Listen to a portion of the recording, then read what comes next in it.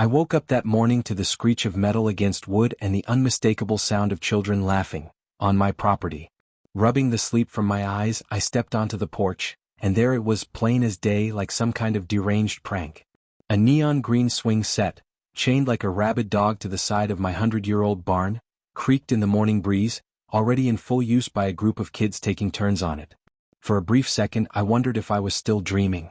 Or maybe suffering one of those feverish hallucinations farmers get from too much sun and not enough rest. But no, this was real. There were lawn chairs. There were juice boxes. There were strangers' children swinging, giggling, and hollering like my private property had magically transformed into a public park overnight. And then, as if to put the final nail in my sanity, Karen appeared. Clipboard in hand, grinning from ear to ear. "Isn't it just perfect? I knew you'd love it," she chirped before I could even process the absurdity of what I was looking at. My jaw nearly hit the ground. Now, let me explain. Karen had always been a handful. Ever since she bought that McMansion next door 2 years ago, she treated our quiet little patch of rural heaven like her personal sandbox. Complaints about my roosters crowing too early.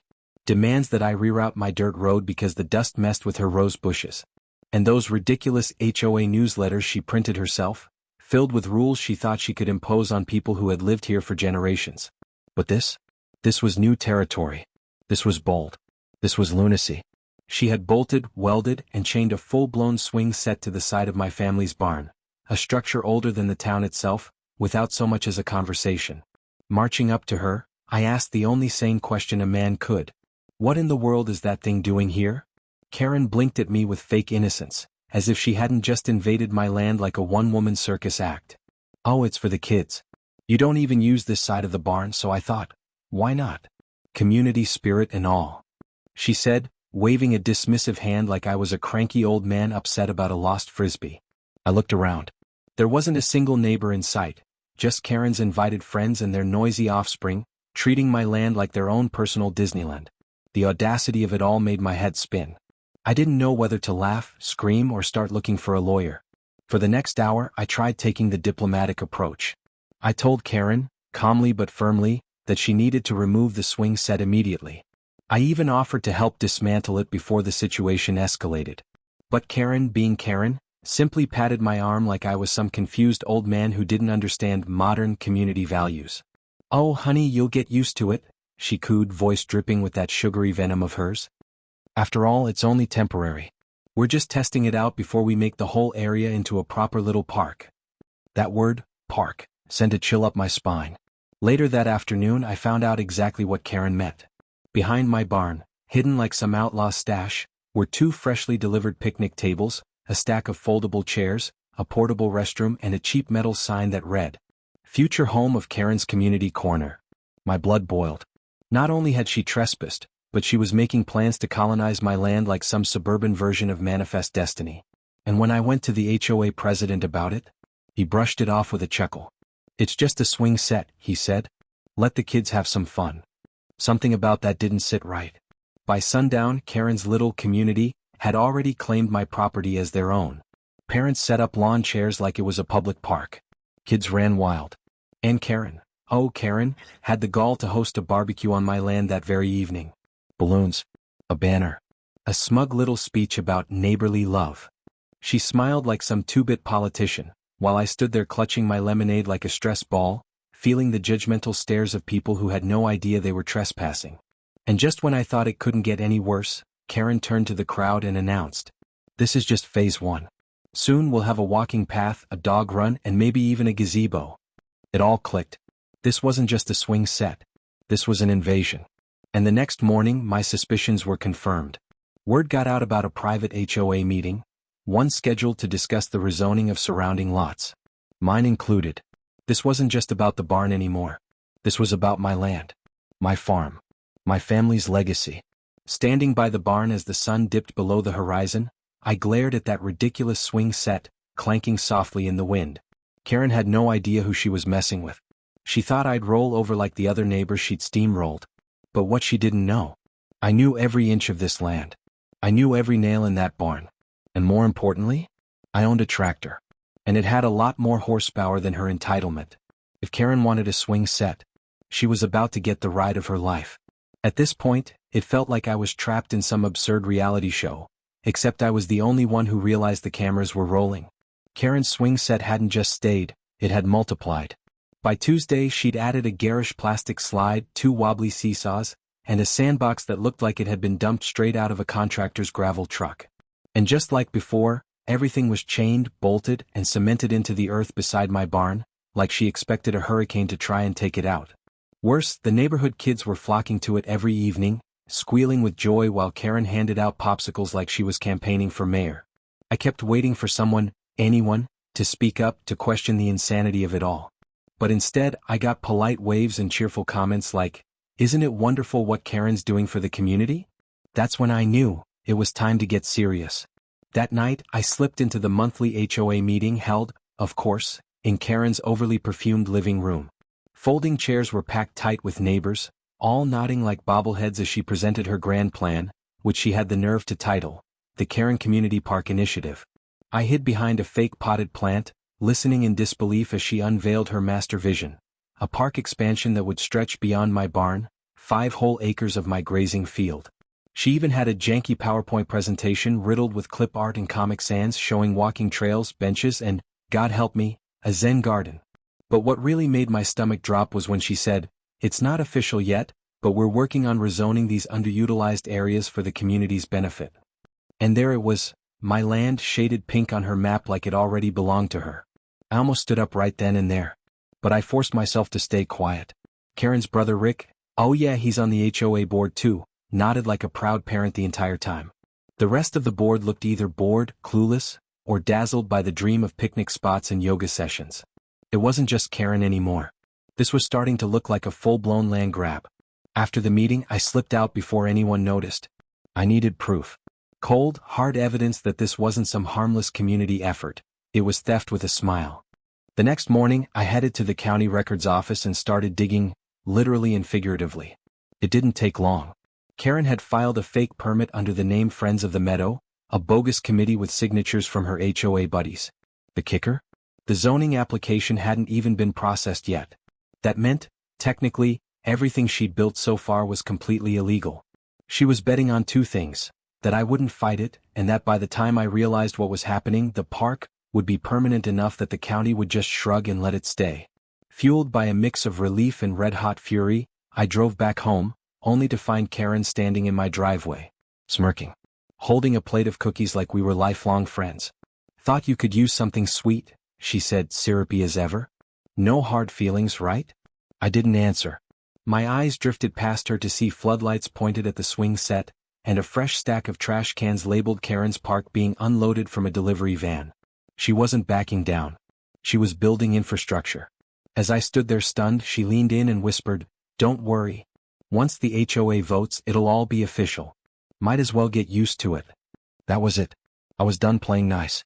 Over the next few days I stayed quiet, playing it cool while Karen gave tours of her so-called park, smiling for photos, passing out flyers and promising free yoga classes, all on my land. I noticed a few neighbors starting to squirm, but Karen worked her charm like a pro. She had them eating out of her hand. But I knew, if anything was going to change, it had to start with me. Then one night, while locking up the barn, I noticed fresh tire tracks heading toward the back lot. Curious, I grabbed my flashlight and followed them. What I found made my blood boil. A hidden stash of supplies. Karen had been secretly having things delivered. More picnic tables, decorative lampposts, and even a prefab gazebo kit, still wrapped in plastic. She wasn't just building a park, she was building an empire. I actually laughed. A low, disbelieving chuckle. She really had no idea what kind of storm she was about to unleash. The next morning I paid a visit to Sheriff Tom, my cousin who thankfully knew Karen all too well. I laid it all out. The fake permit, the unapproved construction, the bogus committee, the hostile takeover. Tom shook his head and let out a low whistle. "She really outdid herself this time," he said. "But you'll need more than just. If you wanted to shut something like this down the right way, you had to hit the HOA at its core." That's what the county records guy said. Sheriff Tom agreed. He offered to back me up when the time came, but he warned me, if I didn't catch Karen red-handed, she'd squirm out of it with a smile and a plate of cookies. By the weekend, she was hosting what she called the pre-opening picnic. The swing set was crawling with kids. Parents lounged around my property like they'd paid for VIP access, and there stood Karen, beaming beside a spray-painted sign that read Karen's Community Park. She even gave a speech, dripping with false humility about giving back to the neighborhood. Meanwhile, I crouched behind a line of hay bales, recording every second on my phone. This wasn't neighborly goodwill, it was a hostile land grab with cupcakes. And just when I thought she couldn't push it any further, she dropped the real bomb. "And don't forget," she said, that trademark grin plastered on her face, "next weekend is the grand opening. The whole town's invited. We'll have a ribbon-cutting, games, and, yes, the new gazebo will be ready by then." The crowd cheered. I clenched my jaw. That was it. The swing set? Gone. The park? Over. Karen was about to find out what happens when you trespass on a farmer's land and mistake kindness for weakness. I had a tractor. I had a plan. And now I had the proof. All that was left was the timing. The morning of the grand opening dawned picture perfect, which only made it worse. Blue skies, sunshine, birds singing. Karen had scrubbed down the swing set and tied cheap plastic ribbons to it like it was the grand prize at a county fair.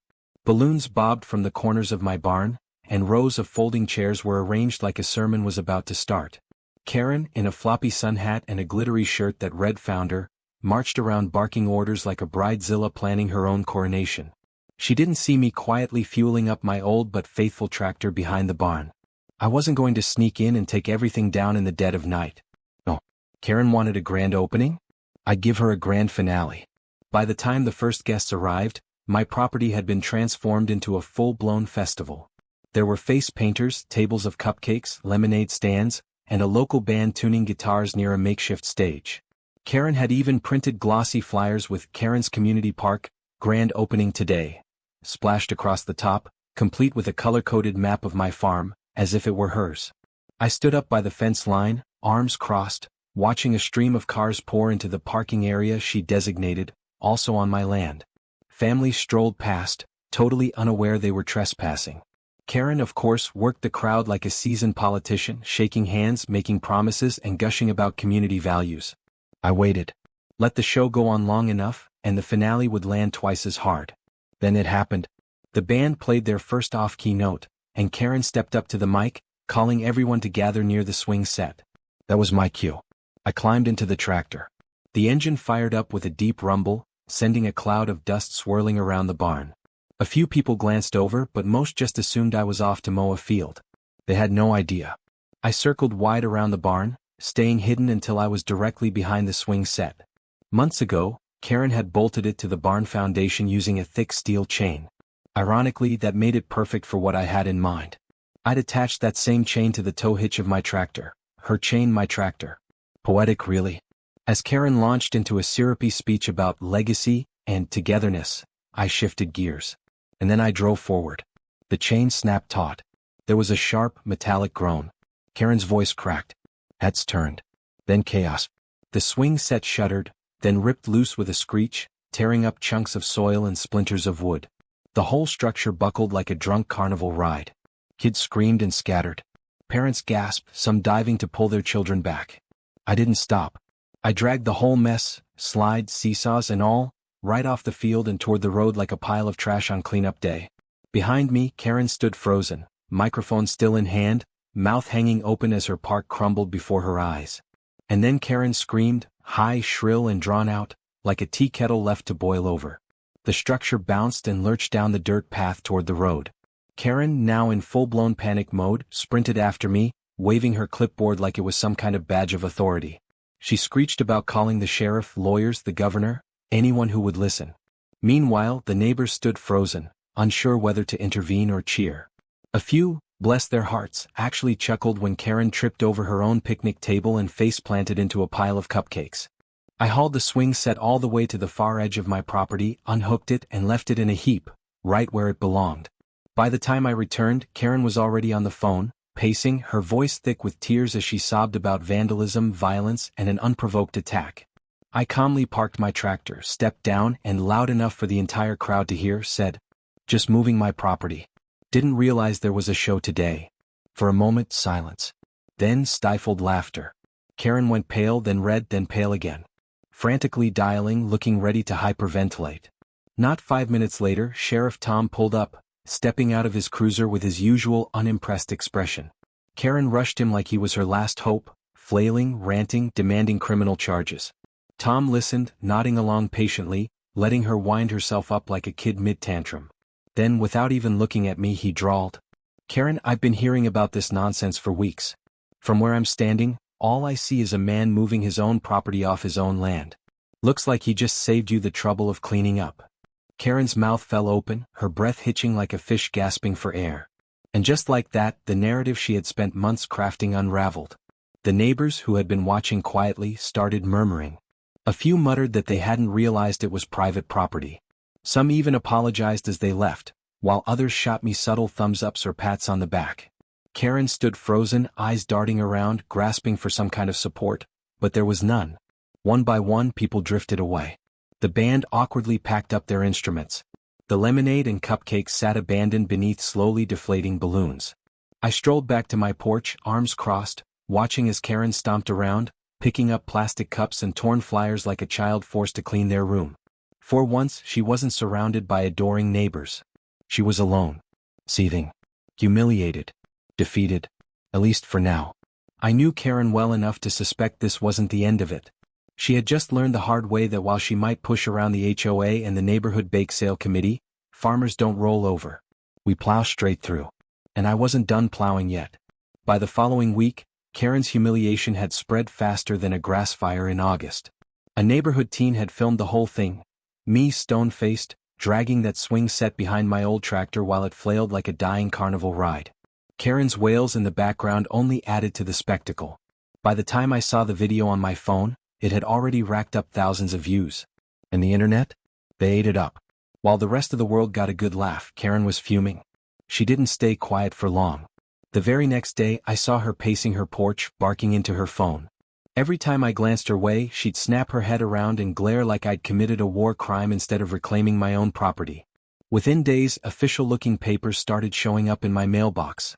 Karen, armed with her brother's connections and whatever bargain bin lawyers she could find, had filed formal complaints with the HOA and even attempted to press charges for destruction of property and public endangerment. When Sheriff Tom came by to deliver the paperwork, he just chuckled and leaned against my doorframe. "You know this isn't going anywhere, right?" he said. I nodded. "She can huff and puff all she wants, but legally you didn't do a thing wrong." Still, he gave me a look. "Don't underestimate her. Stubborn people make dangerous enemies when their pride gets wounded." He wasn't wrong. So I prepared. I gathered every bit of evidence I could, printed copies of the forged permits, photos of the unauthorized construction. Because if Karen wanted a war, she was about to find out that farmers don't just play defense. They dig in. And I was more than ready. I gathered every shred of evidence I could find, construction receipts proving materials had been delivered without my consent, screenshots of Karen's social media posts where she proudly bragged about turning the field into a community park, and most damning of all, copies of the forged permits bearing falsified signatures. I took it all to the county zoning office, sat down with the officials and calmly laid out the entire story from beginning to end. The moment they saw the forged documents, their eyebrows shot up. Karen hadn't just bent the rules, she'd committed outright fraud. The fallout was swift. The county scheduled an emergency hearing and informed the HOA that several recent votes, including the so-called Community Park Initiative, were invalid due to conflicts of interest and falsified paperwork. Karen's brother, looking like a kid caught with his hand in the cookie jar, resigned from the HOA board before they could vote him out.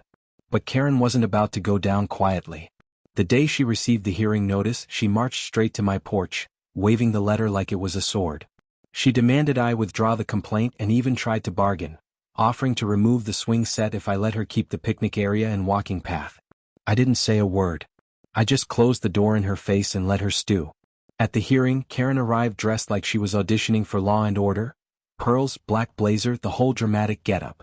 She threw everything she had at the wall, claimed the community supported her vision, insisted I'd given verbal permission, in some passing conversation. But the board wasn't buying it. The evidence spoke for itself. They saw the forged permits, the faked signatures, the photos of the illegal structures. The ruling was clear. All unauthorized installations were to be removed, fines would be issued, and Karen was permanently barred from initiating any future projects involving HOA property or neighboring land. Then came the vote to remove her as chair. It passed almost unanimously. The only vote against it was Karen's own. But the real fireworks came after, back at the HOA clubhouse, where she was supposed to give her final report. She exploded. Red-faced and shaking, she accused everyone in the room of betrayal. Ranted about all she had sacrificed for the community. She blamed her brother, the neighbors, the HOA, and especially me, for ruining her dream. It would have been sad if it wasn't so over the top. When she finally stormed out, slamming the door hard enough to rattle the ceiling tiles, no one moved. The room sat in stunned silence until old Mr. Jenkins muttered, "Well, that was worth the price of admission." In the weeks that followed, Karen became a ghost of her former self. The picnic tables vanished. The trash cans disappeared. Even the ugly floodlights were taken down. The space beside my barn, which had once looked like a dollar store amusement park, returned to its natural, peaceful state. And me? I made sure no one got any bright ideas again. I built a proper fence, tall, strong, and clear.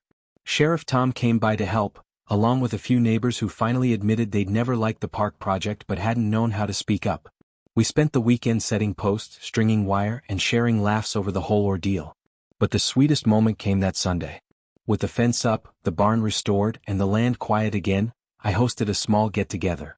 Nothing flashy, just some barbecue, cold drinks, and good company. No flyers, no speeches, no hidden agendas. Neighbors showed up with pies and lawn chairs. Even those who'd once sided with Karen seemed relieved the chaos was over. As the sun dipped low, painting the sky in gold, Sheriff Tom raised his glass and joked, "If you ever need help dragging anything else off your land, you know who to call." Laughter rippled through the group, light and easy. Karen stayed locked inside her house all day, curtains drawn tight. From the corner of my eye, I could see her peeking through the blinds, watching the neighborhood she tried so hard to control, gathering without her. No grand park. No walking trails. No Karen Community Corner. Just a few good folks enjoying fresh air, good food, and the quiet satisfaction that comes from knowing you stood your ground. As the last light of the day bathed the hills in that golden glow only country folks truly appreciate, I leaned back in my chair and took a deep breath. The barn stood tall. The fence was strong. And the land was mine again. Karen may have thought she could chain a swing set to my life, but I showed her the truth. Nothing and no one gets to claim what doesn't belong to them. Not on my farm. Not now. Not ever. The end.